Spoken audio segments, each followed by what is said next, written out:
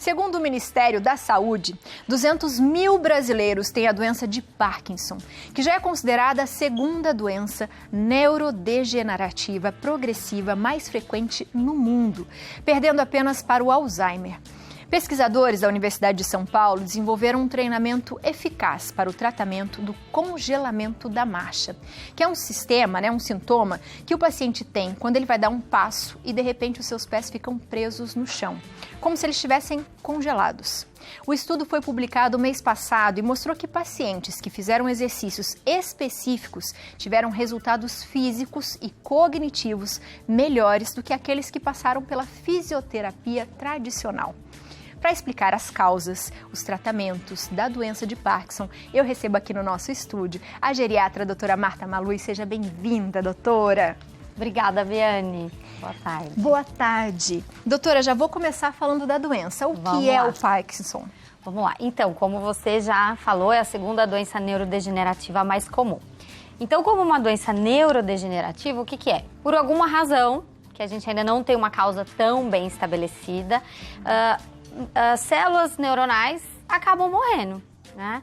Mais especificamente para a doença de Parkinson, são células que são responsáveis pela liberação e produção de um neurotransmissor muito importante, que é a dopamina. E a dopamina é responsável aí pela nossa função motora. Então, no Parkinson, a gente tem aí morte neuronal, né? Células que não funcionam mais tão bem, que por esse motivo não tem lá a sua produção de dopamina correta, e aí a gente tem esses sintomas motores tão importantes. É uma doença neurodegenerativa, a gente não tem muito bem uma causa estabelecida, Existem algumas suspeitas, pessoas que foram expostas a herbicidas, pesticidas de forma incorreta e sem proteção, são pessoas que têm uma maior relação com a doença de Parkinson. Mas muitos pacientes desenvolvem o Parkinson sem nem ter tido contato com algum herbicida. Então, é uma doença neurodegenerativa e ainda com algumas causas não muito bem definidas. E quais são os sintomas? É possível a gente já perceber que você pode estar predisposto a ter ou que está começando a ter? Sim. O Parkinson, quanto mais idade, maior a chance, né? E a cada década de envelhecimento, então, a chance de aparecer uma doença de Parkinson é grande também. Em relação aos sintomas, principalmente sintomas motores. Como você falou no início, o congelamento da marcha, o que é isso? O paciente está sentado, ele quer se levantar, ele fala que ele sente o pé preso no chão. Parece que tem alguma coisa segurando o pé e ele não consegue sair. Ou quando ele começa a andar, ele dá de andar, ele para, pode ter um desequilíbrio e aí de repente ele acelera e sai andando. Né? Isso é um sintoma, né? O congelamento da marcha. Alguns pacientes podem ter tremores. Sim. Nem todos os pacientes têm tremores. Nem todos. Nem todos. O mais comum é um paciente começar a tremer e procurar ajuda médica pensando, será que eu tenho Parkinson? Mas não. 30% dos pacientes com Parkinson não têm tremor. Um sintoma importante é o que? A lentidão. Então, esses pacientes, no andar, no se vestir, nas funções motoras menores, abotoar um brinco, fechar um fecho de uma roupa, uma blusa, um botão, ele começa a ter mais dificuldade, né? Então, assim, esses são alguns sintomas que são os principais sinais que a gente pensa, né? Tem os tremores, a lentidão, rigidez articular, né? O paciente, ele amanhece com bastante, não só amanhece, né? O tempo inteiro mais rígido, então aquele paciente que precisa de ajuda para se vestir, tem o braço rígido, o punho rígido, os membros, né? E tudo isso contribui para que ele tenha instabilidade postural, ou seja, o paciente cai muito. Então, também é uma outra procura muito frequente, principalmente no geriatra, o idoso que cai muito. Então, sempre o idoso que cai demais, a gente tem que pesquisar o Parkinson, porque é uma condição que precisa de tratamento e que, se não tratada, complica bastante a vida. Né? E tem, por exemplo, ocorre mais em mulheres do que homens ou não? Ele é mais predominante em mulheres, mas o principal, assim, que a gente ainda tem de fator de risco é o envelhecimento. Quanto mais idade, maior a chance de Parkinson. Existem algumas causas genéticas, né? Mas assim, existem já alguns genes estabelecidos que predispõem à doença de Parkinson. E isso geralmente acontece em famílias e o paciente começa a ter sintomas muito mais jovem, antes dos 60 anos. Aí a gente pensa numa forma hereditária. Mas nessa forma mais comum do idoso, é uma forma idiopática, ou seja, a gente não sabe a causa. Mas tem como prevenir? Então, né? Eu não sei a causa, difícil, exato, né? Não tem algo tão específico como, por exemplo, para o infarto, eu vou falar controle da hipertensão, diabetes, a obesidade. Para o Parkinson, não tem algo assim tão específico para eu falar que vai prevenir a doença. Porque é uma morte neuronal, é uma célula nervosa que não funciona mais. E a busca hoje, né, da ciência é em métodos diagnósticos mais precoces, para a gente entender melhor o que desencadeia os sintomas no intuito de encontrar fatores de risco e prevenção. Nossa, que difícil. Antes da gente falar do tratamento, a gente pediu para as pessoas fazerem algumas perguntas e a gente tem umas no Instagram. Eu vou pedir para a gente ler aqui. Vamos lá. Vamos ler a primeira aqui. Como perceber a patologia quando se tem outros fatores também genéticos, como diabetes, hipertensão arterial, artrite, reumatoide, para fechar um AVC hemorrágico sem aparentes sequelas? Teria algum sinal determinante para chamar a atenção? Tá. Uma coisa que é importante, a gente tem a doença de Parkinson típica, que é essa dos tremores, instabilidade postural, rigidez, né? Essas coisas. Existem outras doenças que também causam sinais e sintomas semelhantes ao Parkinson. Então, existem causas secundárias de Parkinson, que a gente fala que é o Parkinson secundário. Por exemplo, pacientes com sequelas de AVC, seja ele hemorrágico ou isquêmico, podem evoluir com sintomas semelhantes ao Parkinson? Pode. Pacientes que usam certas medicações, eles podem evoluir com algum tipo de parkinsonismo? Podem também. Então, sempre quando a gente avalia um paciente com suspeita de Parkinson, primeiro a gente pensa na síndrome, né? Aquele conjunto de sinais e sintomas que me levam a crer no Parkinson. Mas eu tenho que excluir outras causas potencialmente reversíveis. Então, aí estão o uso de medicações ou outras substâncias, ou sequelas de outras doenças, por exemplo, o AVC. Então, existe o Parkinson primário e as causas secundárias. Exato. Tem mais uma pergunta aqui. Acho que vou pedir para o pessoal subir um pouquinho para a gente. Isso. Aqui, ó. Eu gostaria de saber se essa doença tem a ver com alimentação. E aí, doutora, tem alguma coisa a ver? Então, a relação que existe com pesticida, herbicida, né? É a que é mais descrita na literatura. Mas ela são situações que acometem mais quem manipula o pesticida, ou seja, aquele trabalhador rural, aquela pessoa que está na lavoura. E não nós que consumimos ali o produto final. Alimento. Mas, claro, uma boa alimentação, com certeza, ela previne e favorece um bom envelhecimento cerebral.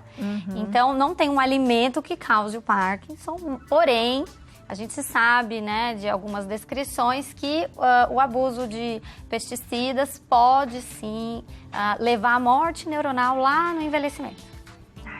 Tem uma perguntinha de WhatsApp também que eu já vou fazer para você agora. Boa tarde, eu gostaria de saber se musculação e natação ajudam a evitar o Parkinson, né, que é a coisa da alimentação também. E aí? Ótimo, então. A questão elas podem evitar, assim... O que a gente falou dessa pesquisa recente aqui, né? De uma pesquisadora brasileira. A musculação, num geral, independente de Parkinson ou não, a gente sabe que ela é capaz de mudar a estrutura cerebral. Então, através de exames de ressonâncias voltadas para pesquisa, a gente percebe que pacientes que têm um acompanhamento de atividade física sequencial, e esses pacientes são testados antes e depois de um tempo de atividade física, geralmente 8, 12 semanas. Então, numa primeira ressonância, ele tem uma imagem cerebral. Depois de 12 semanas de musculação, por exemplo, ou uma atividade mais complexa, a gente percebe, através da ressonância, que a estrutura cerebral melhora. Ou seja, melhora a conectividade cerebral, né, o que a gente chama de neuroplasticidade. Ou seja, permite com que aquele indivíduo envelheça tendo suas funções neuronais mais bem preparadas aí para situações do envelhecimento. Então, elas podem evitar o Parkinson? Talvez, né? A gente precisa ter mais estudo e pesquisa para isso. Para comprovar, né? Exato, mas com certeza ela faz parte do tratamento. Isso é alicerce para o Parkinson, é atividade física. Atividade física. Essa pesquisa de uma brasileira, ela foi muito enfática e mostrou que pacientes com Parkinson que participaram do programa de atividade física, além de terem melhora dos sintomas, eles perceberam essa mudança estrutural cerebral através de ressonância magnética. Então, atividade física é um alicerce para o bom envelhecimento e para aquelas pessoas que envelhecem com alguma doença, faz parte do tratamento. E por falar em tratamento, como ele é, doutora? Então, o tratamento do Parkinson, primeiro, a gente tem um diagnóstico que é clínico, a gente ainda não tem nenhum exame que a gente peça e fala, diagnóstico, doença de Parkinson, não tem. Não sai assim o exame, né? Não, é um diagnóstico clínico, então a gente avalia a saúde como um todo do indivíduo e de acordo com o acompanhamento e progressão dos sinais e sintomas da doença. O tratamento, ele é medicamentoso, então tem medicação disponível de fácil acesso para o tratamento da doença. Então a gente começa geralmente com a medicação e atividade física. Quanto mais essa atividade física for bem planejada, como dessa pesquisa, né, são exercícios que envolvem força, instabilidade, ou seja, aquela pessoa tem que trabalhar todo o corpo para manter uma boa estabilidade corporal. Então, assim, envolve atividade física e medicação. E com o tempo, pode ser que o organismo se acostume com a medicação. O que é isso? As doses do principal medicamento que a gente tem para o Parkinson, elas sim são efetivas, mas acontece que a doença avança e os sintomas se tornam muito preeminentes. Alguns pacientes podem ser candidatos à estimulação cerebral profunda, né, que é uma técnica cirúrgica, que ajuda no tratamento e controle dos sintomas. O paciente continua tomando medicação, mas pode associar essa estimulação cerebral. Não são todos os indivíduos que têm indicação para esse procedimento, que precisa de uma série de cuidados antes e depois do procedimento.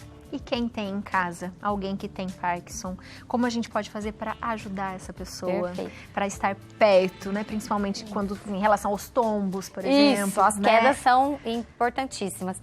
Então, quando a gente tem um indivíduo com Parkinson em casa, primeiramente, ele é uma doença motora. Então, eu tenho que facilitar a atividade motora desse paciente. Então, um ambiente no qual o piso seja adequado para evitar que ele escorregue, né? Que caia no chão.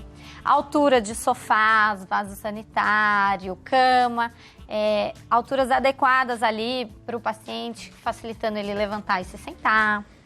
Pode ser um paciente que no início precise de ajuda de um andador, de uma bengala, e vai evoluindo conforme vai a doença. Um acompanhamento nutricional é interessante, porque o indivíduo com Parkinson, sintomas motores, costuma ter um gasto calórico um pouquinho maior do que aqueles que não têm.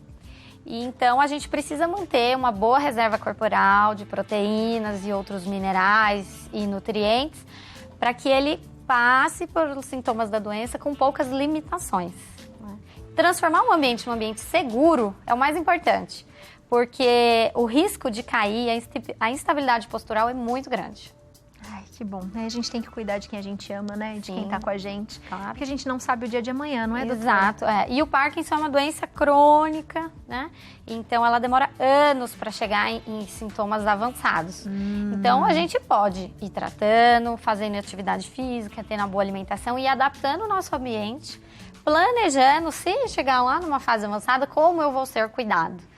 Isso é importante. Muito bom. Doutora, obrigada por hoje. Imagina. Volte sempre. Eu vou passar aqui as suas redes sociais, Malu e Saúde, tudo junto. E o telefone do consultório é o 3125-7710, o DDD é 12. Doutora, seja sempre muito bem-vinda. Obrigada a nossa Santa Receita, adoro. Obrigada. Muito bom.